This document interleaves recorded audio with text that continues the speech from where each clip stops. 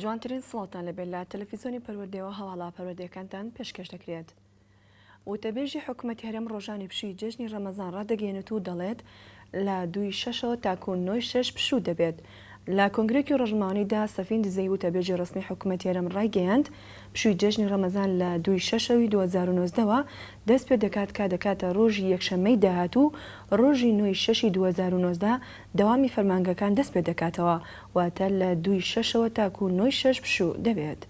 ڕاشیگەیان پشوەکە بۆ وەزارەتی خوێندنی باڵا و توێژینەوەی زانستی و وەزارەتی پەروەردە کە خشتەی تاقیکردنەوەیان هەیە خۆیان بڕیار لەو بارەوە دەدەن و بەپێی خشتەکان دەوام دەکەن. وەزارەتی پەروەردەی حکوومەتی هەرێم لەبارەی ڕۆژانی پشووی پێش جێژن ئاگاداریەک ئاڕاستی خوێندکارانی 12 ئامادەی دەکات و دەڵێت تاقیکردنەوەی زمانی عەرەبی و پەروەردەی ئیسلامی بەپێی خشتەی ئەزموونەکان و لە هەمان ڕۆژی خۆی واتە 2/6 ئەنجام دەدرێت. لەو نووسراوی وەزارەتدا کە وێنێکی دەست تەلەڤیزیۆنی پەروەردەی کەوتۆتیدا هاتووە تاقیکردنەوەی زمانی عەرەبی و پەروەردەی ئیسلامی بەپێی خشتەی ئەزموونەکان و لە هەمان ڕۆژی خۆی واتە 2/6 ئەنجام دەدرێت و تەنها ئەو ڕۆژان نابێتە پشوو. دکتۆر پشتیوان سادق وەزیری پەروەردەی حکوومەتی هەرێم بە بۆنەی دەستپێکردنی ئەزموونە گشتیەکانی 12 ئامادەیی و نوێی بنەڕەتی پەیامێکی بڵاو کردەوە و داوای لە خوێندکاران کرد گوێ بەو پرۆپاگەندانە نەدەن ساڵانە دەکرێن سەبارەت بە ئەزموونەکان. وتیشی لە ڕووی ئەمنیشەوە ئەوەی پێویست بێ دەستەبەر کراوە بۆ تاقیکردنەوەکان. وەرەقەی سۆمای ئەم ساڵش زۆر جیاوازە لە ساڵی ڕابردوو ئاسانکاری زۆر بۆ قوتابیان و خوێندکاران کراوە بۆ ئەوەی هەڵەی تێدا نەکرێت. بە ناوی خدای گەورە و میهرەبان خوێندکاران و قوتابیانی خۆشەویست ڕۆژی 26/5 یەکشەممە تاقیکردنەوەکانی وزاری لە هەرێمی کوردستان دەست پێ دەکاتن. بێگومان ئەو تاقیکردنەوانە گرنگی تایبەتی خۆی هەیە، پەیوەندی بە تاک بە تاچی کۆمەلگای کوردستان هەیە، پەیوەندی بە ئایندەی هەمووتانەوە هەیە. ئەوەی من لە ئێوەی خۆشەویست داوا دەکەم ئەوەیە کە ئەوەی لە توانانتاندا هەیە درێخی نەکەن و لە هەمووشی گرنگتر گوێ نەدەنە ئەو پرۆپاگەندانەی کە ساڵانە دەکرێتن بەنسبەت ئەزموونەکان. بە پێی ئەزمموی ڕابردوومان دەرچوو کە ئەو پرۆپاگەندانە بە هیچ زۆرە هیچ بنەمایەکی نییە، تەنها هەندێک خەڵکانێک دەیکەن، بەڵام لە نەتیجە دەرچوو کە ئەوانی نمرە بەرزەکان دەینن یان ئەوانی نمرەی باش دەینن لە ژمارە یەکەوە تا دەگاتە سەتەم لە هەرێمی کوردستان ئەو کەسانن کە لە خانەوادەی ئاسایین لە خانەوادەی هەژارن، لەو کەسانن کە شەو ڕۆژیان خوێندووە بۆ ئەوی بتوانن ئەو نمرانە بەدەست بێنن. لە یەکەم ڕۆژی بەڕێوەچوونی تاقیکردنەوە گشتەکانی قۆناغی بنەڕەتی بەشداری 34,164 قوتابی خوێندکار لە 673 هۆڵی تاقیکردنەوە بە ئامادەبوونی بەڕێوەبەری گشتی پەروەردەی سلێمانی و یاریدەری بەڕێوەبەری گشتی و بەڕێوەبەری پەروەردەی ڕۆژئاوا و بەڕێوەبەری پەروەردەی ڕۆژهەڵات لە قوتابخانەی جمهوری بنەڕەتی لە سلێمانی پرۆسەی تاقیکردنەوەکان دەستی پێکرد. بەڕێوەبەری گشتی پەروەردەی سلێمانی سوپاسی سەرجەم بەڕێوەبەری پەروەردەکان و سەرپەرشتیاران و سەرپەرشتیاری هۆڵەکانی تاقیکردنەوە و مامۆستایانی کرد و هیوای خواست ئەم پرۆسەی بە شێوەیەکی تەندروست و باش و سەرکەوتوانە و پەروەردەیانە بەڕێوە بچێت و هیوای سەرکەوتنی بۆ سەرجەم خوێندکارە ئازیزەکان خواست. پاشان هۆڵی تاقیکردنەوەکانی بەسەر کردەوە و زانیاری و ڕێنماوی پێویستی بە سەرپەرشتیار و بەڕێوەبەر و مامۆستایانی چاودێردا.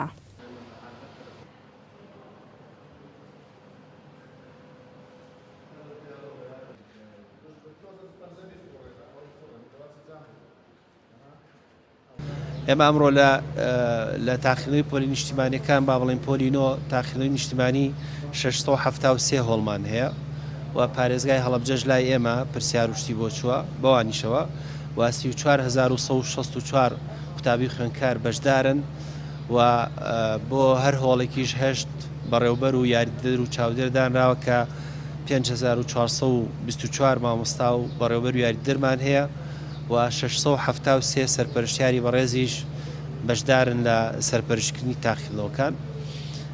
ئێمە ساتنەم هۆڵەکە زۆر هادیە و جەوەکە فێنکە و ئێمە دەستخۆشی لە دام دەستگاکانی تریژەکەین وەکو دایری کارەبا و پۆلیس و ئاسایش و هەروەها گواستنەوە گەیاندن کە هێڵی ئینتەرنێت ئەبڕن بۆ تاقیکردنەوەکان بۆ ئەوەی هەم دوورکەوینەوە لە غەش هەم بۆ یاسا بەرقەرار بێ و عەدالەت بەرقەرارکەین. من سوپاس بۆ هەموو هاوکارانم لە پەروەردە و لیژنەی فەرعی قەزاکان کە زۆرترین ماندووبوون لای ئەوانە و ئێمە ئەوەی کراوە ژینگەیەکی دروستمان فراهەم کردو بۆ قوتابیان و خوێندکارانمان و تەمەناکەین سەرکەوتوو بوون. دیارە ئەمڕۆ تاقیکردنەوەی کۆتایی نیشتیمانیە بۆ پۆلی نوێی بنەڕەتی و دوێنێش کە 26 مانگ و تاقیکردنەوەی کۆتایی پۆلی 12 ئامادەی بە زانستی و وێژەوی و پیشەیەکانەوە بوو. ئێمە لە تاقیکردنەوەکان کاراسانی باشمان کردو بۆ خوێندکاران.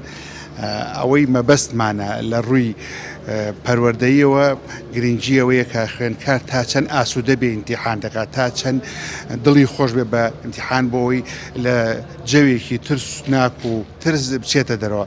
بۆ خۆی ئێمە پێشەوەی تاقیکردنەوەکان دەست پێ بکەین خولمان کردەوە بۆ سەرجەم بەڕێوەبەری هۆڵەکان ئەو خولانە لە ڕووی زانیاری و زانستی پەروەردەییەوە خۆمان کادری خۆمان وانەکانیانوتەوە، بەڵام لە ڕووی ئاسایش و هێمنی و پۆل و ئارامی خوێندکارانەوە مامۆسایانی زانکۆمان بانگێش کردبوون لە ئاستی دکتۆر و پرۆفیسۆر وانەیان بە پۆلەکان بە مامۆسایانی هۆڵەکان و تۆ بە بەڕێوەبەری هۆڵەکان تۆ بۆ یەکەمین جارە ئەمە لە کوردستانە ئێمە ئەم خولانە بکەینەوە. ئەمە خاڵێکم. خاڵی دووەم ئەمساڵ ئێمە ئامادەسازی باشمان کردو، گۆڕانکاری گەورەمان کردو لە تاقیکردنەوەکان. ئەگەر سەیری فۆرمەکە بکەیت لە ڕووی فۆرمەکەەوە جاریشی کە ئێمە ئەو فۆرمە چاومان پیاخشاندەوە بەڕاستی هەندێک جار گومان لای خوێندکار دروست بوو خوێندکارەکان دەیانوت ئەمە تاقیکردنەوەی ئێمە نییە، ئەمە دەفتەرەکە ئێمە نییە، بۆیە پەنجەمۆر دانراتیایە کە پەنجەمۆر خۆت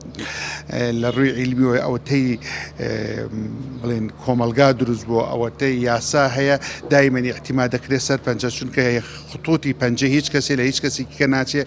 بۆیە ئێمەش بۆی خوێندکار هیچ گومانێکی لا دروست نەبێ. ئەوە پەنجەمۆر خاڵێکی کە لەوە کە ئێمە 3 گروپمان هەیە ڕاستە بۆ ئەمڕۆی بنەڕەتەکان، بەڵام بۆ ئامادەیەکان 26 گروپمانێ کە پار ئەویش 4 گروپ بوو، ئەویش گۆڕانکاریشی گەورەیە کردومانە بۆ ئەوەی زیاتر خوێندکار دوورکەوێتەوە لەوەی کە بڵێن من هەوڵەدەم دەرەجەیەکی بەرز بەدەستێنم، هەیە هەوڵ نادا بە ڕێگای ناشەرعی کە پێڵێن قۆپی و غەشت بەدەستێنێ. بۆیە ئەم ڕێگایی 26 گروپە ڕێگەگرتنە لاوەی کە خوێندکار پەنابەرێت بۆ ئەوەی قۆپێ بکایە غەش بکە یان سەیری ئەم لاولایخوا بۆ خۆی کەرتێک دە خوێندکاری تێدایە، بەڵام ئەو دە خوێندکارە هیچ خوێندکارێک لەگەڵ خوێندکارەکەی کە پرسیارەکانیان لە یەک ناچێت، یعنی تەنانە لە 3 کەرتیشتا دووبارە نابێتەوە ئەگەر 25 خوێندکاری تیابێ 3 کەردەک.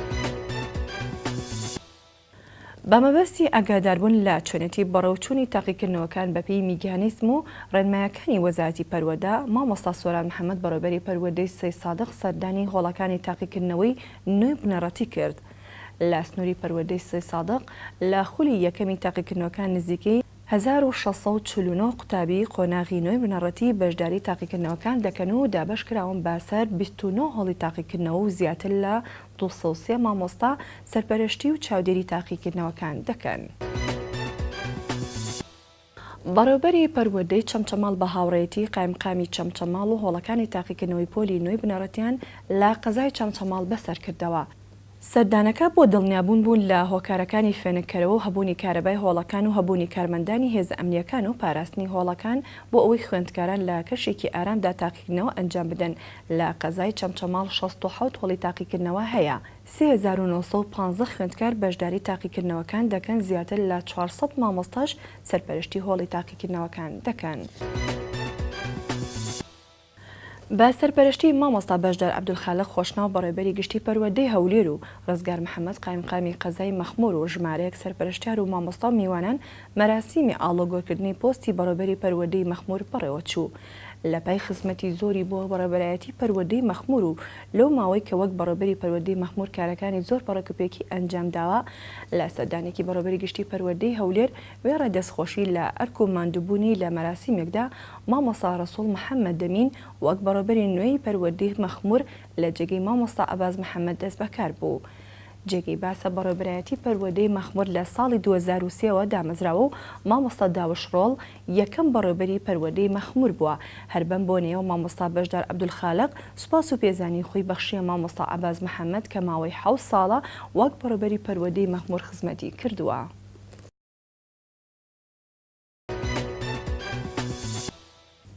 بڕیارە ڕۆژانی 17 و 18 مانگی داهاتوو شانۆی پەروەردەکان دەست پێ دەکات. لە شاری دوهۆک لە درێژەی کار و چالاکیەکانی یەکی چالاکی هونەری سەر بە بەڕێوەبەرایەتی گشتی پەروەردەی سلێمانی شانۆگەری شیرین فەرهاد لە شاری دوهۆک نمایش دەکات.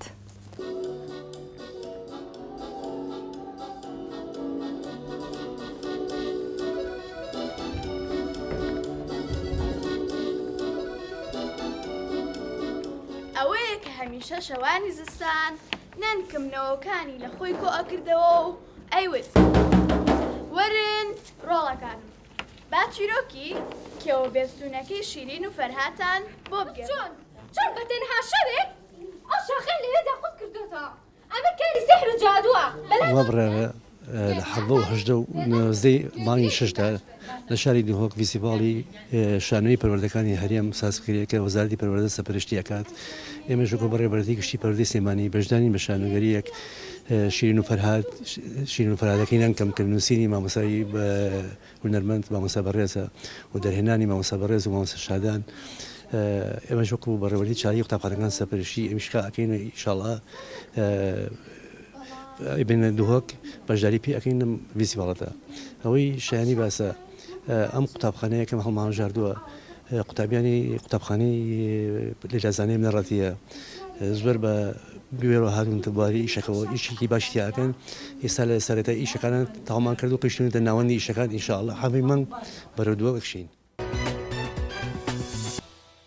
لە تەلەڤیزۆنی پەروەردەیەوە هەواڵە پەروەردەکانتان پێشکەشکرا کاتێکی شاد.